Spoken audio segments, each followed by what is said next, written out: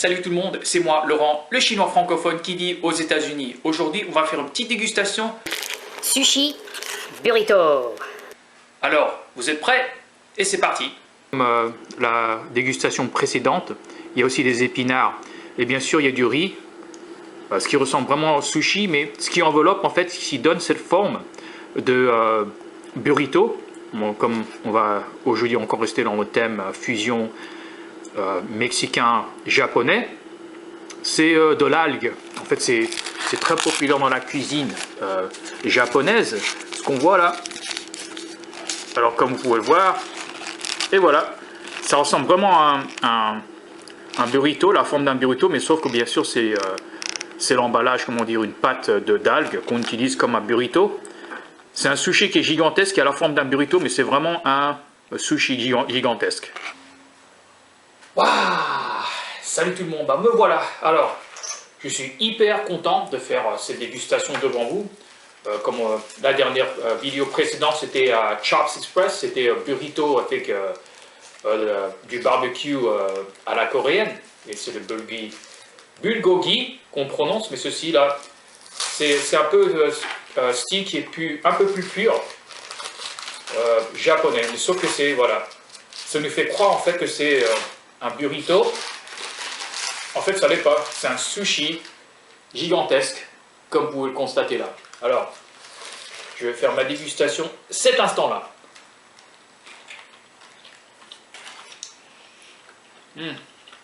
Alors, bien sûr, que le riz, en fait, qui contourne dans l'intérieur de cette algue, c'est du riz avec du vinaigre, je pense.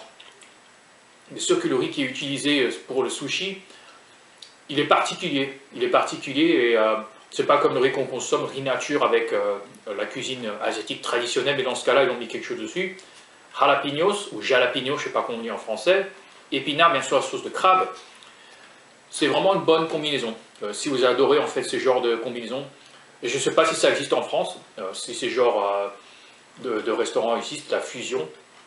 Mais j'ai la chance de vivre aux États-Unis, vu que, bien sûr, que les États-Unis, c'est une culture, comme on dit en anglais, melting pot. Il y a beaucoup de différentes nationalités en fait, qui font le trajet de leur pays natal pour vivre aux États-Unis. Et en même temps, en fait, ils ont emporté sur le territoire américain la cuisine de leur pays natal. Voilà.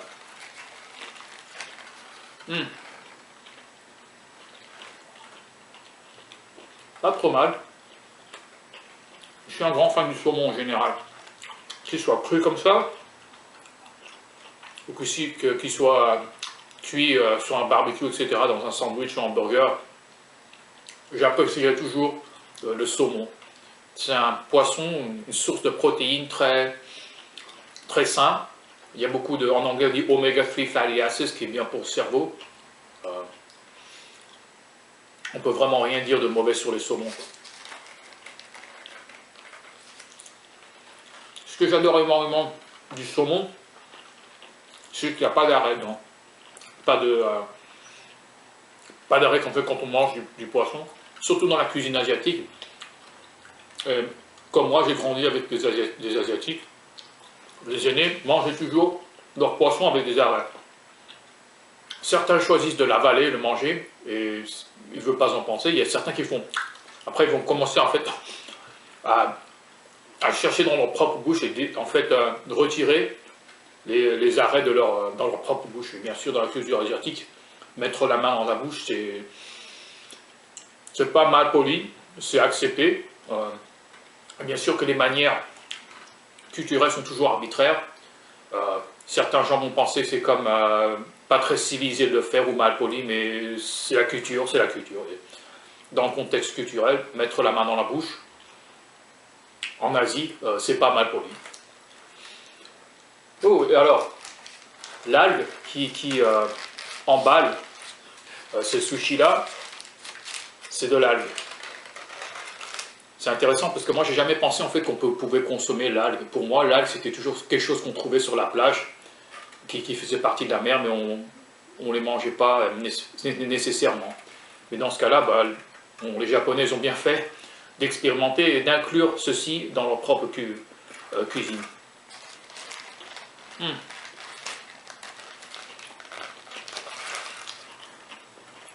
Les sushis traditionnels, j'adore.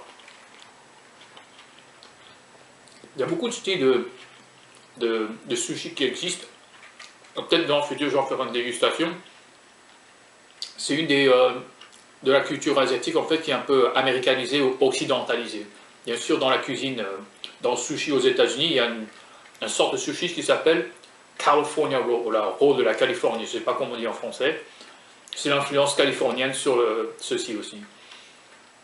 Et aussi, ce restaurant particulier que j'ai fréquenté, en fait, pas très beaucoup, en fait, c'est la deuxième fois que j'ai déjà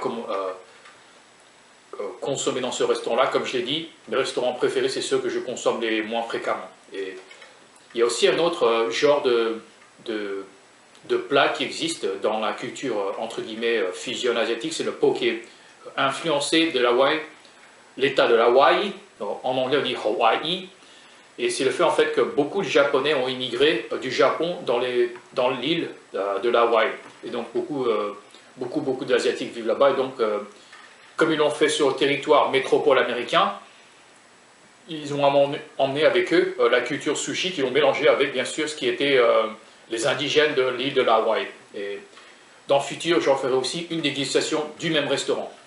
Ah. J'adore ceci. C'est très bon. Manger, ça toujours remonte le moral à mon avis, c'est pour moi. Ça me remonte le moral. On est moins déprimé quand on consomme nos plats préférés, notre cuisine préférée, etc. Je ne vais pas vous mentir, quand je me sens déprimé, j'ai fait des dégustations comme ça. Ça a été dans mon passé, mais dans le présent actuel, comme je fais, j'ai commencé cette chaîne depuis plus de 2 ans déjà. Et si ça vous intéresse, je vais mettre le lien de ma première vidéo que j'ai filmée sur cette chaîne, que j'ai téléchargée sur cette chaîne. J'étais gros, j'avais les cheveux longs dans ce cas-là, j'ai perdu quelques kilos, bien sûr, je suis en meilleure santé que j'étais dans la première vidéo là. Mais comme j'ai dit, les marches à reculons, c'est bien pour la santé, je vous recommande. Et c'est tout ce que j'ai à dire. C'est bien pour la santé. Il faut savoir pratiquer les choses en modération. Ce cas-là, je le fais avec ceci. Et c'est pas trop mal en fait. C'est pas c'est pas hyper gras en fait. C'est pas malsain. C'est pas forcément la première chose que je mangerais si je me mangerais sain. Mais il faut savoir, comme j'ai dit, profiter. Mais dans ce cas-là, j'ai de la chance parce que c'est pas trop mal. C'est pas trop malsain.